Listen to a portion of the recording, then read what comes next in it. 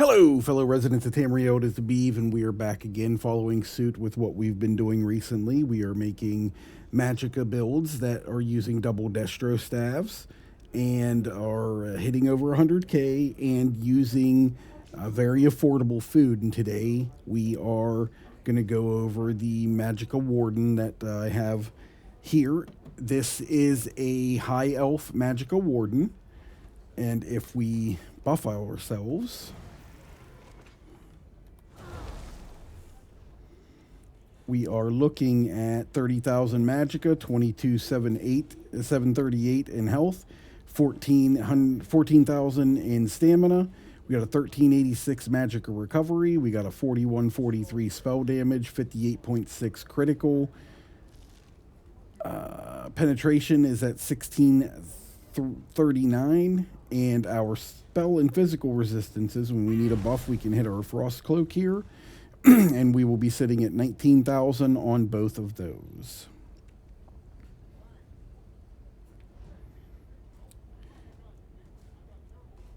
We are all 64 points into Magicka. We are using Thief Mundus Stone for weapon and spell critical rating, and we are using Witch Mother's Potent Brew for Magicka recovery, maximum Magicka, and maximum health. This build also works with the Clockwork Citrus Fillet for a little bit more health, a little bit more stamina, a little bit more recovery, and then health recovery as well. It's pretty expensive food. The damage trade-off for PvE just doesn't seem to be worth it by any means for the price of the food, but it is an option. And if for some reason you have problems sustaining, you can also go with Ghastly Eye Bowl. It'll give you a bunch more maximum Magicka. You'll get a bunch more Magicka recovery, but you just won't have any extra health. It doesn't provide you any maximum health at all.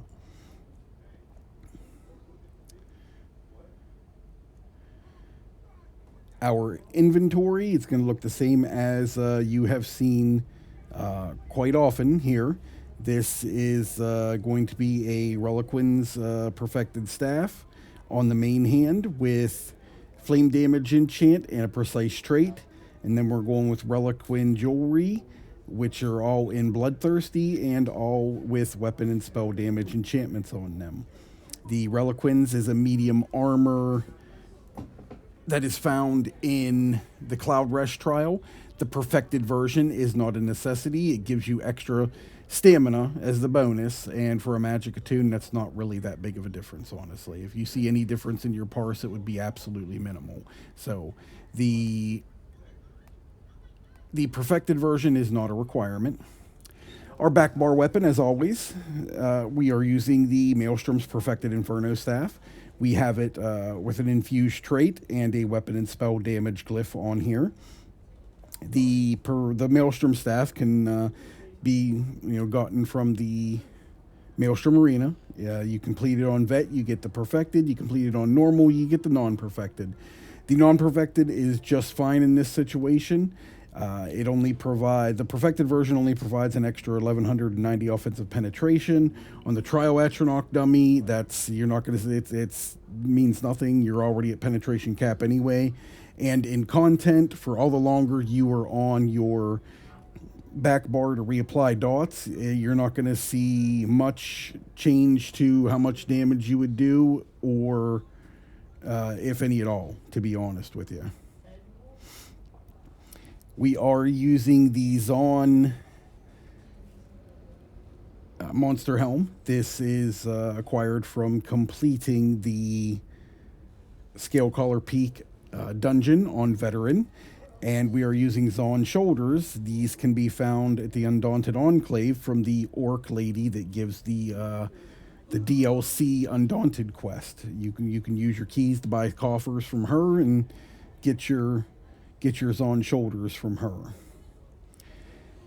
And last but not least, we have two options for the body. We're going with Highland Sentinel. This is a craftable set that if you can't craft it yourself, you can find a master crafter somewhere in one of your guilds or in zone that would be more than willing to help you craft this. And this set is just 3 lines of critical, and then when you're standing still in battle, you get a stack of 357 critical chance, and it will stack up to 10 times. Once again, as we've just went over before, if you are unable to hold still, if you're in content that requires you to move a lot, this will not be for you. You can trade this out for the Kinroz. Kinroz is a medium armor set out of Black Drake Villa. This excuse me, this set will provide 2 lines of weapon and spell damage. It'll provide a line of critical chance, and then completing light or heavy attacks will give you a stack of Burning Heart for 5 seconds, and it stacks up to 5 times. And once you have 5 stacks, you gain an aura around just like a 12-meter area that will increase your damage by 10% because it provides major berserk. Any of your teammates that are standing inside of that as well will grant them minor berserk if they're not getting it from somewhere else. So it's a bit utility as well. But that is a good different set if you can't hold still and be in content. If you have to be moving a lot and you need the freedom of movement, then the Kinroz is a great option. I'm sure there's other options as well. These are just the 2 that I've been putting together. I've been doing so many of these. I've been trying to keep it as quick as possible because of my demanding work schedule, so to speak. All the body pieces are Divine's traits, and they all have the maximum magicka enchantment on them. We are using 5 medium. We are using the 5 medium or the Highland Sentinel pieces. We're using 1 light shoulder from the Zon and 1 heavy head from the Zon. Because of a passive in the warden's class skills, for each animal companion ability you have slotted, it gives you an extra, I think it said 4% critical strike damage. So we do not need the extra critical strike damage from wearing, more than any more medium pieces right here that the medium armor would give us. So that's why I've opted to go with 5 medium, 1 light, 1 heavy to get the maximum bonus from the Undaunted passive, just for that little bit more magicka, stamina, and health. Our champion tree, green as always, do what you like. Red, pretty universal as well. You can do what you like there. I would suggest Boundless Vitality. I would suggest Hero's Vigor to make sure you're getting as much maximum health as you possibly can for your tune. And the Rejuvenation, we could probably do without this, honestly, but maybe not. This rotation is a little bit taxing for our magicka, but we might be able to get away without that extra 90, to be honest with you. And if you can, by all means, put it somewhere else. If you're going into solo content, put it on like siphoning spells to get your magicka back, or just like wherever you want to put it. Yeah. Blue tree, fill in all of your constellations that don't require to be slotted. Your Eldritch Insight, your Precision, your Timeless Discipline. There is the Blessed and the Master Curation line over here. There is the Quick Recovery, Hardy, Elemental Aegis, and Preparation, all in Starving Death. Over in your Extended Might, Piercing, Flawless Ritual, War Mage, Battle Mastery, and Mighty. And when you have the points to be able to do that, obviously you want to make sure you get all of those filled in. The slotted abilities that we're going with here is Wrathful Strikes, Deadly Aim, Master at Arms, and Thaumaturge. Normally I wouldn't go with Thaumaturge. Normally I'd be down here in the Extended Might taking the Weapons Expert for the extra light and heavy attack damage, but with how much damage that we're getting and how much status effects that we're proccing on the on the boss. The Thermaturge just outperforms a little bit more, especially when you got like, we're gonna be doing a lot of hemorrhaging, we're gonna be doing a lot of burning, we're gonna be doing a lot of chilled, and all of those things tick at a damage over time rate. Not to mention the damage over time abilities that we got going off on top of those. So Thermaturge works best in this situation when testing a couple different ways, at least for me. Our skills on our back bar, our Maelstrom bar, we are using Blockade of Fire. We are not using the Unstable Wall, mainly because I want to try to keep a lot of these back bar abilities in a time frame that allows me to spam as much as possible on the back bar. So just having this extra 5 seconds on this Blockade of Fire allows me, 2, 3, maybe even 4 more spams on my back bar, opposed to having to bar swap and re-put the blockade down. The Winter's Revenge, this is a nice damage over time that lasts 12 seconds. If the damage increases by 30% if it was cast with the Destruction Staff, which it is going to be cast with the Destruction Staff, so we're getting more damage out of it that way. It reduces movement speed and has a higher chance to apply the chilled status effect. Now, this is only a 12-second duration. We are going to let this fall off.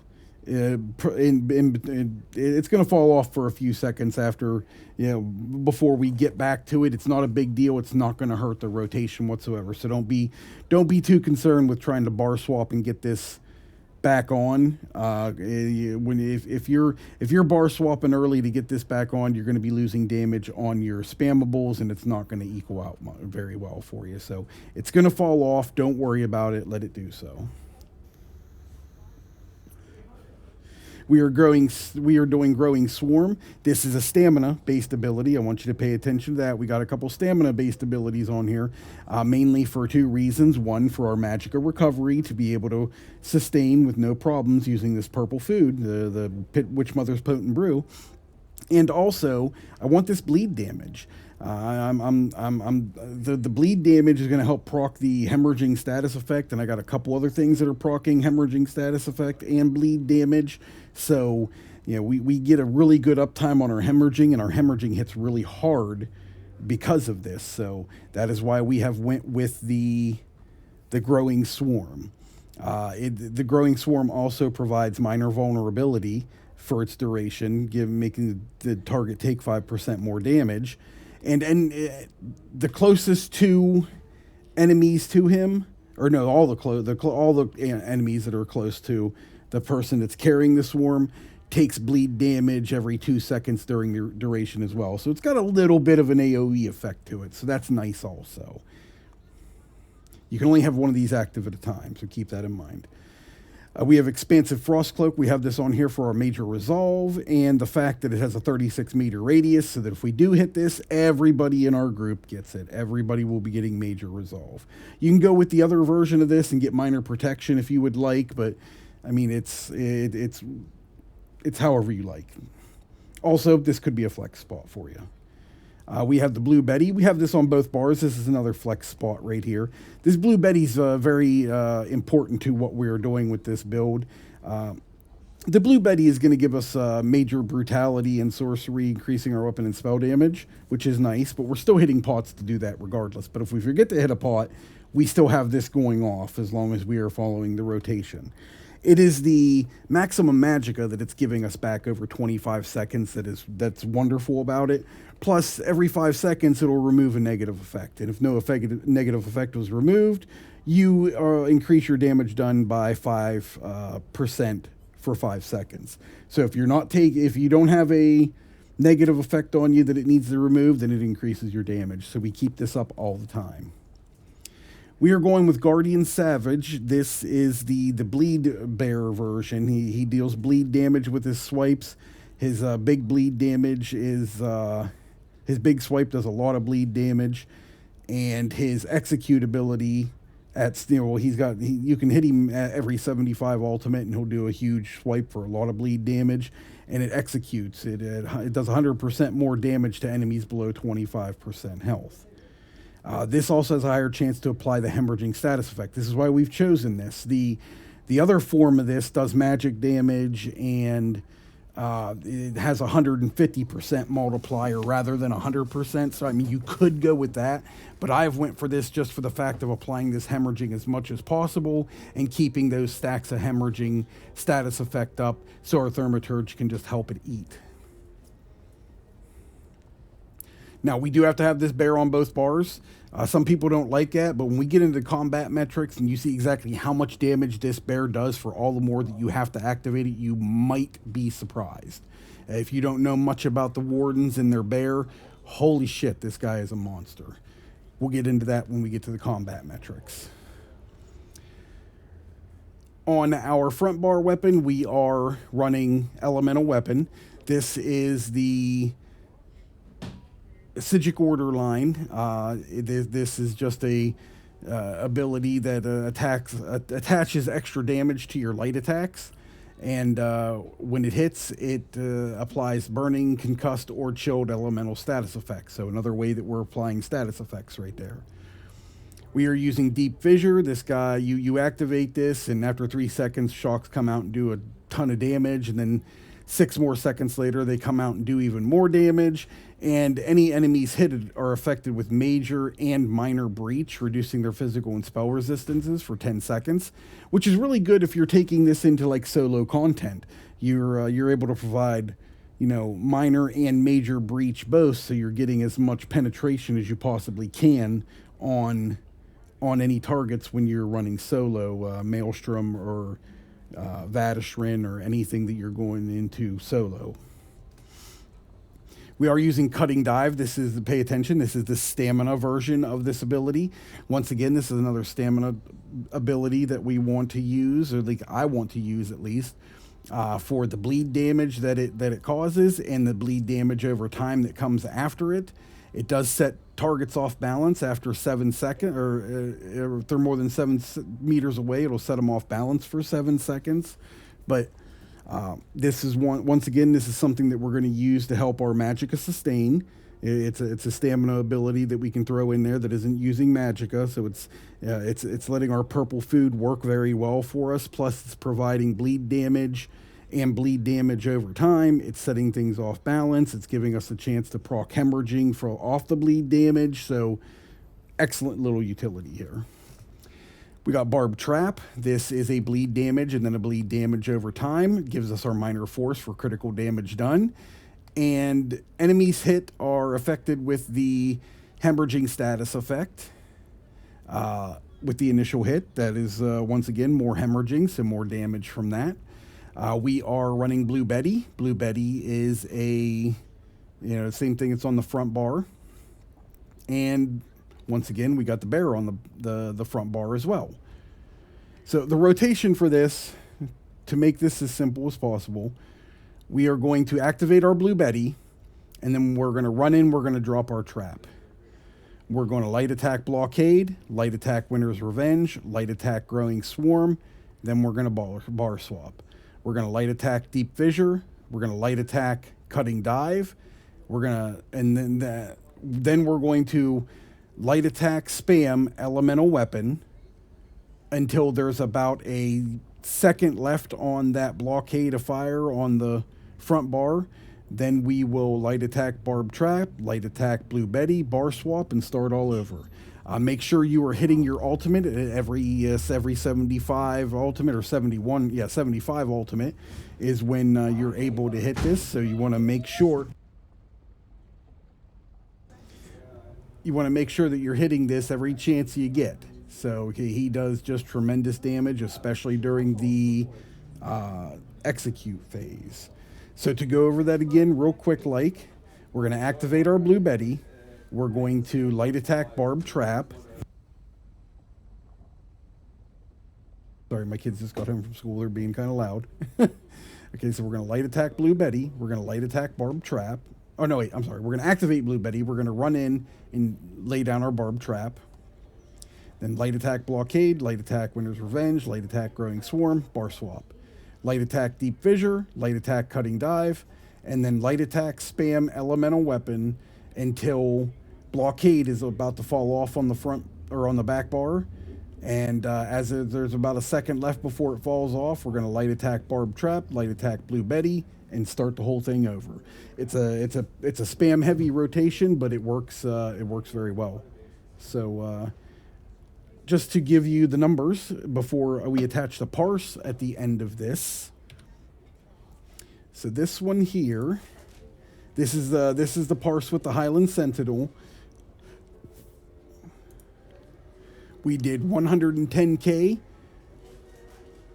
We had an 81% spell critical rating. Critical damage was a little high on this. I had a medium mask here. So now taking this off does lower this down right here, but because of that passive in the warden's class abilities that give us, critical strike damage, that's why this is so high right now. Now, I could, if I wanted to, take off. Right now I'm at 133, or the parse zero I was at 133. I put when I put the helm on, it'll take it to 131, and then if I were to shed 2 to 3 pieces of medium armor and turn them change them to light instead of medium on the body with that Highland Sentinel, I could get that at that 125, so I'm not over penetrating, and then I could have I wouldn't not over penetrating, but I wouldn't be going over the cap. But I'm going to lose other things in the process. I'll gain more magical recovery doing it. I'll gain a little bit of critical strike chance from doing it, but I will lose weapon and spell damage from doing it as well. So, short of just taking some of the animal companion abilities off my bar, which I'm not going to do, they're my heavy hitters. This is going to hit higher than that.